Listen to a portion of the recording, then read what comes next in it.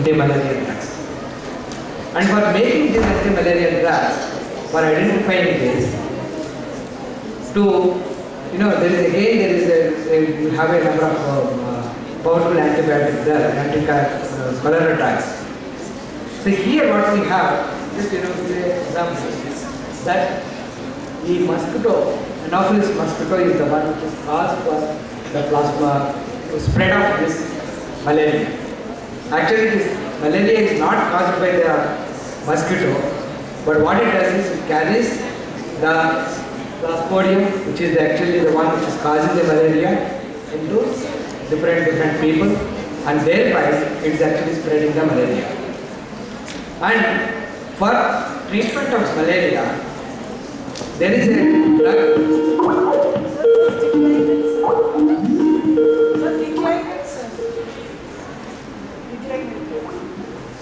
So there is a drug which is actually isolated again from the nature.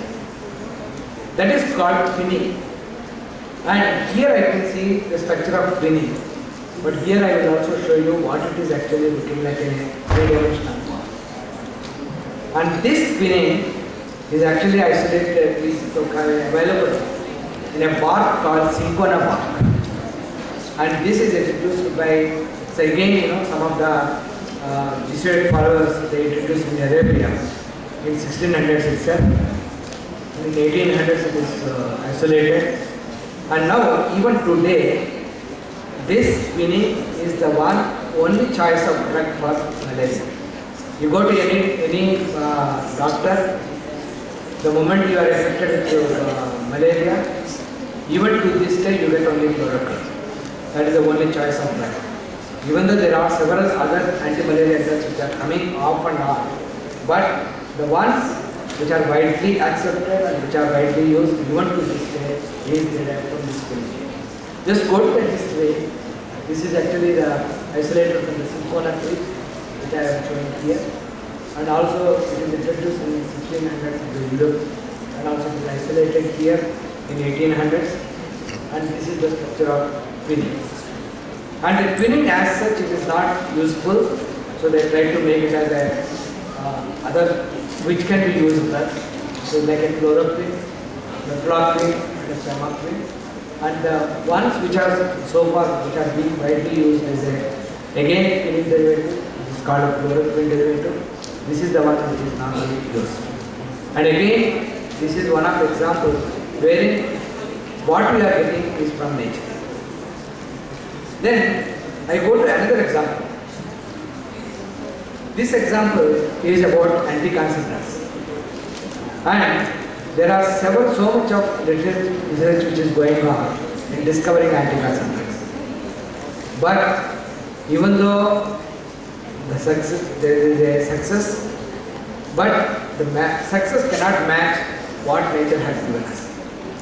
For example, you can see a bark here, a tree here, that is called Taxus brevifolia. And this bark of the tree contains a small amount of a compound called paclitaxel, and actually you can also see the three-dimensional structure of that is going on. And when we look at this, don't get worried about the complexity of the structure. But what it means is nothing but you see all of them are carbon, oxygen, hydrogen. That's it. All these compounds, whatever I have described so far, they are containing either carbon, hydrogen or oxygen. And now this compound is the choice of the drug, and nothing can replace it. You can add something to this, but you cannot replace it. This is one of the anti-cancer drugs. And then, if I talk about natural products, and without mentioning what is an antibiotic, I think it would not be complete. So, when we talk about antibiotics, I should say a little bit, there are several questions like, why so much of broad spectrum antibiotics and all that, several things are coming.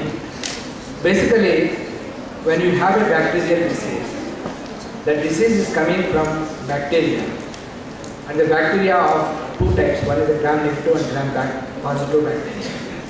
And you have antibiotics which are either gram-negative or gram-positive, But there are also drugs available for negative as well as positive. And the person who has actually initiated the whole research about this beta-lactams, and prior to this discovery, people, if they get a bacterial infection, they are doomed to die. That was the situation before the World War II. Whereas, if somebody he gets attacked, he gets damaged, if he is wounded, severely wounded, and if he gets an infection, there is no cure, there is nothing which people can do about it. Finally, he is doomed to die. But in that scenario, there is a scientist by name Fleming. How many of you heard of this Ian Fleming? Anybody has? Have you heard of this person? Okay. So this person, actually he has discovered the penicillin from the mold of Plasmodium.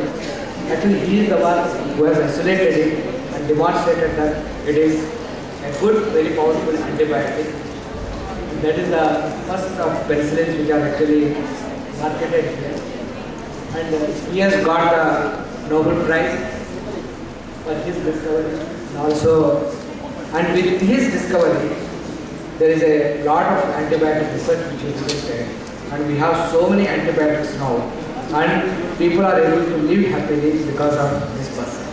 And again, this is a natural product, but the natural product is like a different source. Here, in the case of, again, it is coming from a microorganism. And there, I have some plants, and I have also a frog. So these are all the sources which are giving us some kind of a products which are useful to us. And then I have go for a last example, wherein this complex structure which I am showing here. This complex structure is a peptide. Peptide means a lot of amino acids. I think most of you heard what is amino acids, right? So these amino acids which are present here, those amino acids, they are forming together called as a peptide. And this peptide that I am showing here, it is isolated from a viper, venom of a viper. And the name is Bactropus, that is the viper. But what is interesting with this venom is, this alone is not something which we wanted to. But what is the human ingenuity or the chemist ingenuity is, they have identified, here I have shown here, what is highlighted here, that small portion, they identified that can help in reducing blood pressure. And that small portion, they have made into something like a captopril and naloxone. And these two drugs, which are used for reducing blood pressure, that they actually derived from the venom. Actually, it is not a natural product, but the inspiration is from the natural. So basically, what we are trying to say here is, the natural products, they are used as a good source of medicine, and some of them they are coming directly from the nature, or some of them they are coming from the nature and we are just trying to modifying it, and some of them they are taking some kind of a clue from them and we are trying to make medicines. So these are all the 3-4 examples which I wanted to share with all of you, that to show that the nature around us contains a lot of molecules, and these molecules which are present, they are actually giving us, they are useful to the human being as a part of the medicines and also as a part of either the dietary requirement or what else. And how do we make these drugs?